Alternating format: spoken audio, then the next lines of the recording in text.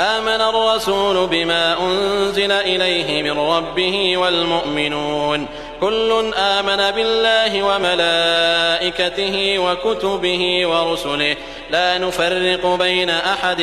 من رسله وقالوا سمعنا وأطعنا غفرانك ربنا وإليك المصير. لا يكلف الله نفسا إلا وسعها لها ما كسبت وعليها ما اكتسبت ربنا لا تؤاخذنا إن نسينا أو أخطأنا ربنا ولا تحمل علينا إصرا كما حملته على الذين من قبلنا ربنا ولا تحملنا ما لا طاقة لنا به واعف عنا واغفر لنا وارحمنا أنت مولانا فانصرنا على القوم الكافرين.